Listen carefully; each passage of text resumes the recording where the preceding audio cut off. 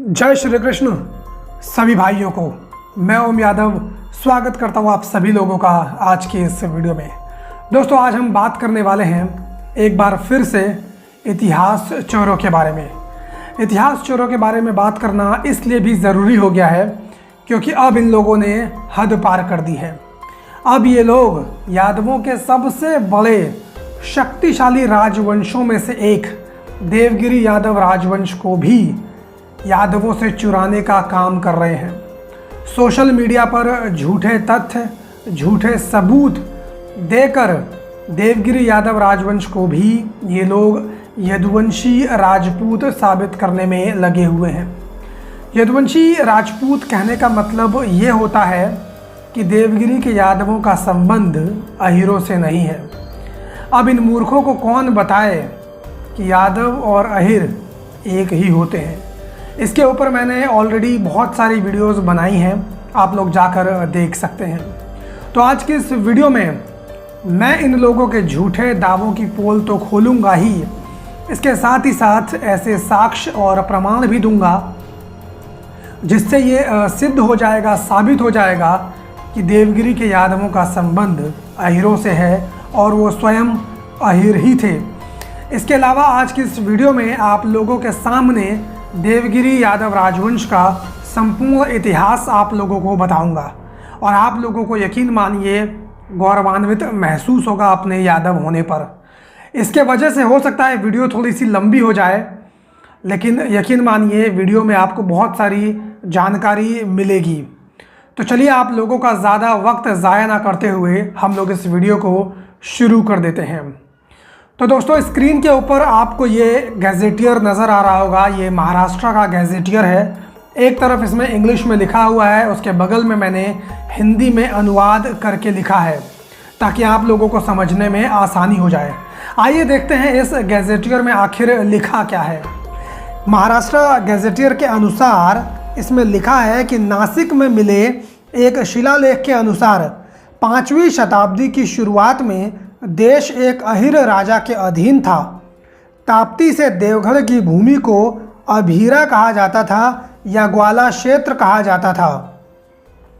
इनका संबंध यादवों से था जो 8वीं शताब्दी में सत्ता में थे। बाद में दोबारा 12वीं और 13वीं शताब्दी में देवगिरी के शासक के रूप में नज़र आते हैं।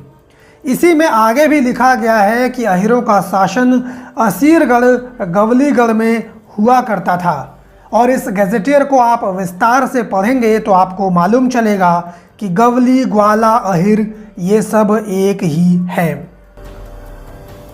तो जो नासिक के शिलालेख में लिखा हुआ है, इससे तो ये बात अपने आप में सिद्ध हो जाती है कि जो अहीर शासक थे वही बाद में जाकर देवगिरी में जाकर बस गए थे, तो वो भी तो अहीर ही हुए।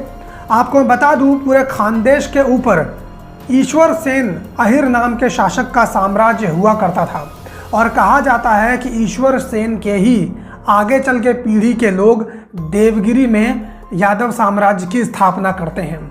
तो इससे अपने आप में ये बात सिद्ध हो जाती है कि देवगिरी के यादवों का संबंध अहीरों से है। इसके अलावा बहुत सारे गैजेटियर भी हैं जो मैं आपके सामने रखना चाहता हूँ।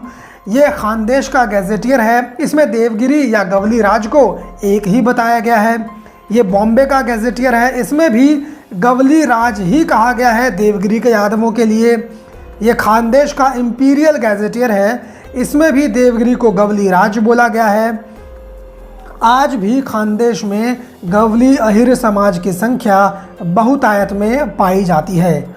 तो इन सारी बातों से ये बात अपने आप सिद्ध हो जाती है कि देवगिरी के यादव या तो उनको गवली राज कहा गया है या तो उनको अहीर कहा गया है। तो ये लोग जो झूठ फैलाने की कोशिश कर रहे हैं कि देवगिरी के यादव यदुवंशी राजपूत हैं, यह अपने आप में एक झूठा प्रोपेगेंडा फैलाने का प्रयास किया जा रहा है इन लोगों के द्वारा। इन सारे गैजेटियर की जो लिस्ट है वो मैं आपको डिस्क्रिप्शन में दे दूंगा, आप लोग अपने आप देख सकते हैं, आपको अपने आप मालूम चल जाएगा। चलिए अब हम लोग देख लेते हैं कि उस समय के विद्वान, लेखक और इतिहासकार देवगिरी के यादवों के बारे में क्या लिखते हैं। हेमाद्री जो उस समय के विद्वान हुआ करते थे, अपनी रचना व्रतखंड में लिखते हैं कि देवगिरी के यादवों का उत्पत्ति स्थान मथुरा है, जहाँ से बाद में वे द्वारिका में जाकर बस गए थे। हेमाद्री देवगिरी के यादवों को कृष्ण कुल उत्पन्न की संज्ञा देते हैं, जिसका अर्थ कृष्ण के कुल से उत्पन्न होने वाला होता है। मराठी संत दयानेश्वर जी यदुकुल वंश तिलक की संज्ञा देते हैं। इस वंश के अभिलेखों में उन्हें द्वारावती पुरधीश्वर, द्वारावती या द्वारिका के स्वामी कहा गया है। इतिहासकार रेनॉल्ड एंथोवे देवगिरी के यादवों के बारे में कहते हैं कि देवगिरी के यादव आभीर जाति के थे। राजवली पांडे यादवों का इतिहास नामक किताब में देवगिरी को यादव कह के संबोधित करते हैं। तो ये तो थी राय विद्वानों की और इतिहासकारों की देवगिरी के यादव राजवंश के बारे में। इन सब से एक बात तो सिद्ध हो जाती है कि देवगिरी के यादव या तो उनको अभिर कहा गया है, गवली राज कहा गया है, या तो अहिर कहा गया है। यदुवंशी राजपूत कहीं पर भी उनके लिए शब्द का इस्तेमाल नहीं किया गया है और ना ही वो लोग थे। तो चलिए अब बात कर लेते हैं देवगिरी यादव राजवंश के इतिहास के बारे में। देवगिरी, जिसे आज लोग दौलताबाद के नाम से जानते हैं, जो महाराष्ट्र राज्य में स्थित है, देवगिरी पर यादवों ने 850 ईसा से लेकर 1334 ईसा तक शासन किया था। देवगिरी के यादवों का शासन तुंगभद्रा से लेकर नर्मदा नदी तक फैला हुआ था, जिसमें वर्तमान महाराष्ट्र, उत्तरी कर्नाटक तथा नर्मदा के कुछ क्षेत्र होते थे। देवगिरी यादव राजवंश का संस्थापक सुवर्ण चंद्र को माना जाता है, जिन्होंने 850 ईसा में देवगिरी यादव राजवंश की नींव रखी थी। इन्हीं के नाम पर देवगिरी के यादवों को सेंगुल राजवंश के नाम से भी लोग जानते हैं। इनके पिता का नाम दृध्रा पहरा हुआ करता था। सुवर्ण चंद्र के बाद इस राजवंश में सबसे ज़्यादा ख्याति पाने वाले राजा हुए भिल्लम पंचम। भिल्लम पंचम के बारे में कहा जाता है कि जब चालुक्यों की शक्ति क्षीण हो गई तो उन्होंने 1173 ईस्वी में अपने को स्वतंत्र राज घोषित कर दिया और कल्याणी पर भी अपना अधिकार स्थापित कर दिया। इसके साथ ही देवगिरी को अपनी राजधानी घोषित कर दिया। भिल्लम पंचम के बारे में यह भी कहा जाता है कि इन्होंने ही देवगिरी के किले का भी निर्माण करवाया था। भिल्लम पंचम एक अति महत्वाकांक्षी राजा तो थे ही, इसके साथ ही बहादुर भी थे। इन्होंने देवगिरी यादव राजवंश का विस्तार दूर दूर तक किया, गुजरात में भी कई आक्रमण किए और अपने राज्य को विस्तार किया, यादवों को उन्नति के शिखर पर लेकर चले गए। लेकिन ये बहुत ज़्यादा दिनों तक नहीं चलने वाला था, क्योंकि भिल्लम पंचम का सामना एक और यादव महाशक्ति के साथ कुछ दिनों वर्षों के बाद होने वाला था। वो महाशक्ति होयसाल थी।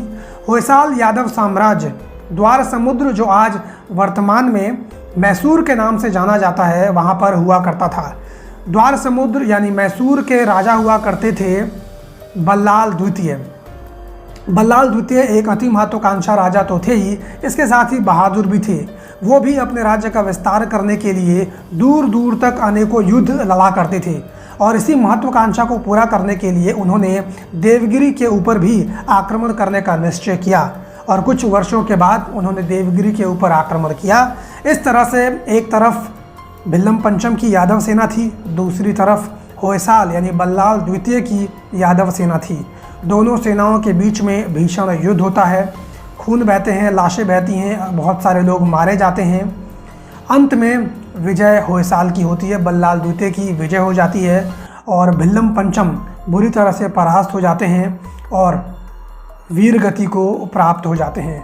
तो जो देवगिरी साम्राज्य को भिल्लम पंचम उन्नति के शिखर पर लेकर चले गए थे, उस देवगिरी यादव राजवंश को बल्लाल द्वितीय ने एक बार फिर से कमज़ोर कर दिया था। भिल्लम पंचम के बाद इस राजवंश के अगले मजबूत राजा हुए जैत्रपाल प्रथम। भिल्लम पंचम की मृत्यु के बाद यादवों की शक्ति कमज़ोर ज़रूर हो गई थी, लेकिन पूरी तरह से ख़त्म नहीं हुई थी। जैत्रपाल प्रथम भिल्लम पंचम के उत्तराधिकारी थे। उधर होयसलों ने भी देवगिरी यादव राजवंश के ऊपर स्थायी रूप से अपना अधिकार स्थापित नहीं किया था। जैत्रपाल प्रथम ने होयसलों की इसी कमज़ोरी का फ़ायदा उठाते हुए देवगिरी यादव राजवंश को एकत्रित करने का काम किया, अनेकों युद्ध लड़े और एक बार फिर से देवगिरी यादव को मजबूत स्थिति में लाकर खड़ा कर दिया। जैत्रपाल प्रथम ने देवगिरी के ऊपर 1911 से लेकर 1210 ईसा तक अपना अधिकार, अपना शासन काल बनाए रखा। जयद्रपाल के बाद इस राजवंश में सबसे ज़्यादा शक्तिशाली राजा हुए सिंघलदेव। सिंघलदेव के बारे में बताया जाता है कि देवगिरी यादव राजवंश के सबसे ज़्यादा शक्तिशाली राजा तो थे ही, इसके साथ बहुत ही ज़्यादा बहादुर थे। इन्होंने 1210 से लेकर 1247 ईसा तक देवगिरी के ऊपर अपना शासनकाल किया। इन्होंने 37 वर्ष के शासनकाल में अनेकों युद्ध लड़े और यादवों को उन्नति के शिखर पर पहुंचा दिया। सिंघलदेव ने अपने पितामह भिल्लम पंचम की मौत का बदला लेने का सोचा। वो जानते थे कि उनके पितामह, उनके दादा भिल्लम पंचम की मौत होयसलों ने की थी, इसलिए उन्होंने होयसलों के ऊपर आक्रमण करके अपने दादा का प्रतिशोध लेने का प्लान बनाया। और एक वक्त ऐसा आया जब सिंघलदेव ने अपनी पूरी यादव सेना लेकर होयसाल के ऊपर आक्रमण कर दिया। दोनों तरफ एक बार फिर से यादव महाशक्ति एक दूसरे के आमने सामने थी। एक बार फिर से महायुद्ध हुआ दोनों के बीच में। अनेकों योद्धा मारे गए, अनेकों रक्तपात हुआ, नरमुंडों का पहाड़ लग गया। अंत में इस बार विजय प्राप्त हुई सिंघलदेव को और बल्लाल द्वितीय को पराजय का मुंह देखना पड़ा। इस तरह से सिंघलदेव ने बल्लाल द्वितीय के राज्य के ऊपर अपना अधिकार स्थापित कर लिया। इसके अलावा सिंघलदेव को द्वारावती पुराधीश्वर, यादव कुल कुज विकासक, प्रोद प्रताप चक्रवर्ती जैसी उपाधियां भी धारण थी। सिंघलदेव के बाद इस राजवंश के अगले राजा हुए कृष्ण, जिन्होंने 1247 से लेकर 1260 तक शासन किया। कृष्ण के भाई महादेव ने 1260 से लेकर 1271 तक देवगिरी के राज सिंहासन को सुशोभित किया। महादेव के बाद इस राजवंश के अगले राजा हुए रामचंद्र, जिन्होंने 1271 से लेकर 1309 तक यादवों के राजा बने रहे। इन्हीं के समय में दिल्ली के राजा अलाउद्दीन खिलजी ने देवगिरी के ऊपर आक्रमण किया था। ये एक लंबी कहानी है, अगर आप लोग कमेंट करके मुझे बताएंगे तो इसके लिए अलग से एक वीडियो मैं बना दूंगा। तो उम्मीद करता हूं दोस्तों कि आपको ये वीडियो पसंद आई होगी। पसंद आई हो तो इस वीडियो को शेयर कीजिए ज़्यादा से ज़्यादा, और अगर आप चैनल पर नए आए तो चैनल को सब्सक्राइब करना बिल्कुल ना भूलें। आपसे मुलाकात अगली वीडियो में करेंगे, तब तक के लिए धन्यवाद।